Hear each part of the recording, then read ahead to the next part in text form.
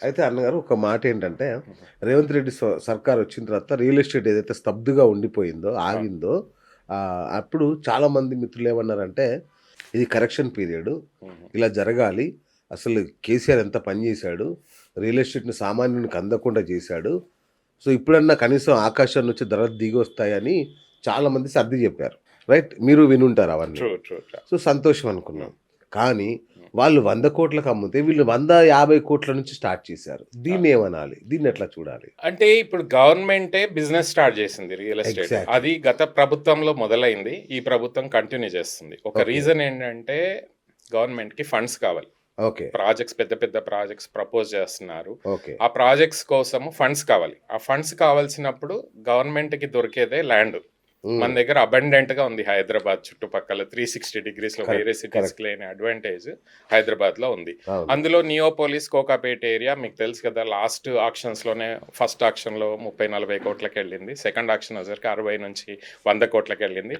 Third auction మరి రేవంత్ రెడ్డి గారు వచ్చాక మళ్ళీ ప్రపోజ్ చేస్తే ఈసారి ఏకంగా 130 క్రోర్స్ నుంచి 150 క్రోర్స్ దాకా 6 ప్లాట్లు అమ్మితే national level players like brigade గానీ, గాడ్రేజ్ గానీ, మన లోకల్‌గా ఎంఎస్ఎన్ కానీ వీళ్ళు కొనుక్కున్నారు అందులో.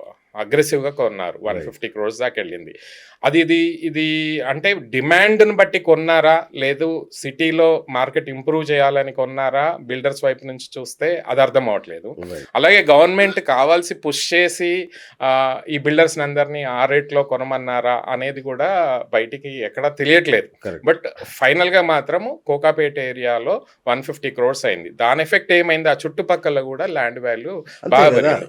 గవర్నమెంట్ ఇక్కడ ఒక ఏజెంట్ లాగా పనిచేసింది అమ్మడానికి. కరెక్ట్. కరెక్ట్. సో బట్ దీనివల్ల ఆఫ్టర్ ఎఫెక్ట్స్ అనేవి చాలా డెఫినెట్‌గా పేదవాడి మీద, మధ్యతరగతి మీద, భయంకరమైన హౌసింగ్ మీద యెస్. డెఫినెట్‌గా పడుతుంది.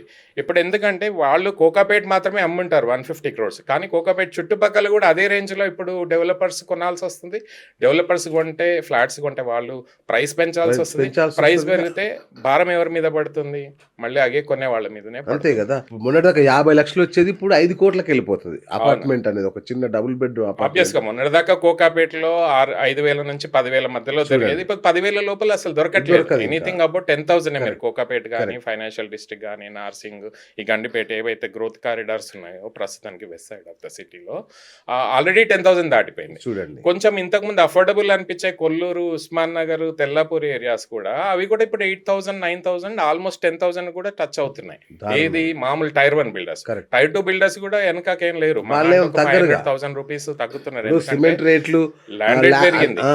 కన్స్ట్రక్షన్ కాస్ట్ పెరిగింది, పెరిగింది. లైజనింగ్ కాస్ట్లు పెరిగినాయి, యెస్. అట్లాగే గవర్నమెంట్ లో బ్రైబ్స్ కూడా పెరిగినాయి. సో పెరిగినాయి. దీని అన్నిటి వల్ల ఓవరాల్ గా బాధపడేది ఎవరు? ఫైనల్ గా ఎండ్ యూజర్, ఎండ్ బయ్యర్ మాత్రమే ఈ ఈ అన్ని కాస్ట్లు భరించాల్సి కరెక్ట్ వస్తుంది. పాయింట్‌కొచ్చారు అన్నగారు. నేనిప్పుడు ఎల్బీ నగర్‌లో 15 ఏళ్ల క్రితం నేనొక ఫ్లాట్ కొనుక్కున్నా. ఉమ్, అప్పుడు నా సాలరీ ఎంతుండే అన్నగారు సీరియస్ మీరు ట్రస్ట్ మీ 12,000 ఉండే నా సాలరీ. అవును, 12,000 సాలరీలో నేను డబుల్ బెడ్‌రూమ్ కొనుక్కున్నా. ఈఎంఐ కడుతూ అవును. నేను నడిపించాను. ఇప్పుడు చెప్పండి అన్నగారు, నాకు ఈ రోజు గనుక హైదరాబాద్ సిటీలో నేను అపార్ట్మెంట్ కొనాలంటే నా సాలరీ 3,00,000 ఉంటే సరిపోతుందా? ఇప్పుడు మీరు వెస్ట్ సైడ్ ఆఫ్ ద సిటీలో మీకు 5 కోట్లు అయింది ఫ్లాట్, 4 నుంచి 5 కోట్లు అయింది. దానికి యెస్. ఈఎంఐ కట్టడానికే 4,00,000 అవుతుంది. Correct. So very difficult to ఇక బై అయిపోయింది. ఫర్ ఏ బెస్ట్ వదిలేసేయండి. అవును. Normal end user. యెస్. ఇప్పుడు ఎట్లయిపోయింది నగరంలో ఈ ఎక్స్పెన్సివ్ ఏరియాస్లో 100లో ఒక్కరు మాత్రమే కొనగలిగే పరిస్థితి తీసుకొచ్చింది అనేది వాస్తవం. ఎగ్జాక్ట్‌లీ. ఇప్పుడు ఇంకా కొంచెం దూరం వెళ్ళినా అదే పరిస్థితి ఉంది. అవును. సో ఒక ఈ వెస్ట్ సైడ్ ఆఫ్ ద సిటీలో ఒక 10 కిలోమీటర్లు, 15 కిలోమీటర్ల దూరం వెళ్ళేదాకా కూడా అఫోర్డబిలిటీ అనేది బాగా తగ్గిపోయింది. కరెక్ట్. అదే అంటున్నా. లండన్, న్యూయార్క్ కంటే కూడా కాస్ట్‌లీగా మార్చేసి దీన్ని ఏం చేద్దాం అనుకుంటున్నారు హైదరాబాద్‌ని? హైదరాబాద్ ప్రజల సిటీ నిజం చెప్పాలంటే. అవును. ప్రజాప్రభుత్వం అని చెప్పి ఈ ప్రభుత్వం దీన్ని ప్రజలకు అందకుండా చేస్తే ఎక్కడికెళ్ళాలి? సామాన్యుడు ఎక్కడికెళ్ళాలి? నాకు అర్థం కావట్లేదు. ఆబ్వియస్లీ ఇప్పుడు న్యూయార్క్ అయినా, సింగపూర్ అయినా, టోక్యో అయినా కొన్ని కంట్రీస్లో ఏం చేస్తారంటే ఎంత ఎంత వాల్యూస్ పెరిగినా శాలరీస్ కూడా మ్యాచింగ్ శాలరీస్ ఉంటాయి అక్కడ. ఎగ్జాక్ట్‌లీ. సో ఎప్పుడు కూడా వాళ్ళకు ఉండే ఈఎంఐ శాలరీ కన్నా తక్కువే ఉంటుంది. కరెక్ట్. ఇండియాలో అట్లా కాదు. ఇప్పుడు హైదరాబాద్లో ఏమంది మన శాలరీ కన్నా ఈఎంఐలు ఎక్కువైపోయినాయి, చాలా విచ్ ఈస్ ఎక్కువైపోయింది. Not correct. ఎవరు అఫోర్డ్ చేయలేనప్పుడు ఆబ్వియస్గా సిటీలో ఏమవుతాయి, మార్కెట్ కొంచెం స్లో డౌన్ అయ్యే ఛాన్సెస్ వస్తాయి. మరి అఫోర్డబిలిటీ ఉన్నప్పుడే హౌసింగ్ అనేది ఇట్స్ ఎ యూటిలిటీ.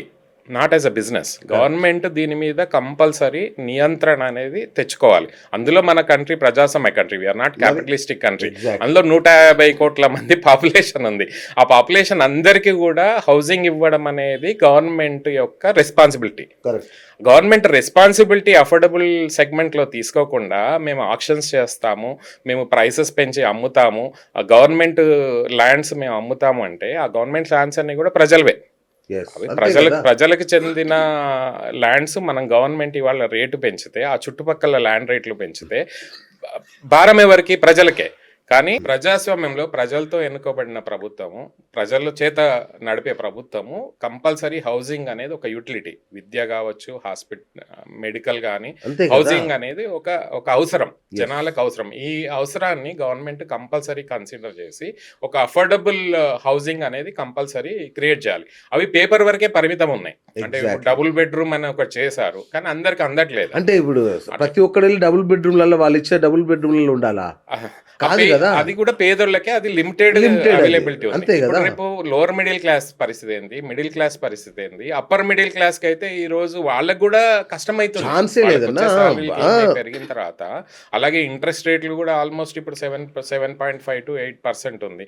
దాని బదులు 8 రిజిస్ట్రేషన్ కాస్ట్ కూడా 7.5% నుంచి 8% దాకా చూడండి. రిజిస్ట్రేషన్ కాస్ట్ పెరుగుతుంది. పెరుగుతుంది. సో ఇవన్నీ యాడ్ చేస్తే గవర్నమెంట్ ఒక బిజినెస్ చేస్తుంది తప్ప ఒక ఎగ్జాక్ట్లీ. మనిషి ప్రజలకి యూజ్ అయ్యే అఫోర్డబుల్ సెగ్మెంట్ లో వర్క్ చేయట్లేదు. పాలసీస్ డెఫినెట్ గా గవర్నమెంట్ అఫోర్డబుల్ సెగ్మెంట్ మీద వర్కౌట్ చేయాలి. ల్యాండ్స్ అఫోర్డబుల్ రేట్ లో ఇవ్వగలిగి ఉండాలి. కాలనీస్ డెవలప్ చేయాలి. ఒకప్పుడు పాతకాలంలో కాలనీస్ డెవలప్ చేసి ఇచ్చారు ప్రజలకి, అక్కడ కొన్న వాళ్ళు కూడా బాగుపడ్డారు.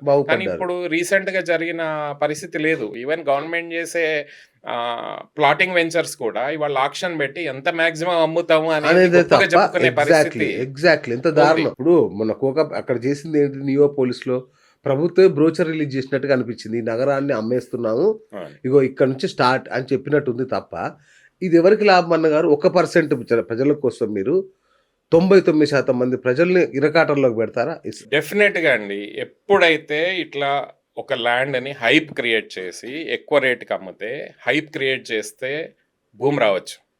భూమి వచ్చినప్పుడు బబుల్ కూడా వస్తుంది. మరి సో అత్యధిక ఎక్కువ ఎంత హైప్ క్రియేట్ చేస్తే అంత భూమి రావచ్చు టెంపరీగా. Correct. కానీ భూమి వచ్చినప్పుడు బబుల్ అనేది కూడా వస్తుంది. అవును, బబుల్ వచ్చినప్పుడు ఎవరు నష్టపోతారు? సామాన్యుడే కదా. సామాన్యుడు నష్టపోతాడు. బ్యాంకులకు ఇబ్బంది అవుతుంది, డెవలపర్స్ కి ఇబ్బంది అవుతుంది. రేపు అద్దెలకు ఎవరు రారు, జనాలు కూడా రారు. అప్పుడు జనాలు మైగ్రేట్ అవుతారు, సిటీకి రారు. ఇప్పటిదాకా హైదరాబాద్ అడ్వాంటేజ్ ఎందుకు అంటే, వేరే సిటీస్ నుంచి, వేరే స్టేట్స్ నుంచి హైదరాబాద్కి ఎందుకు వస్తున్నారు? Because of the affordability, Yes.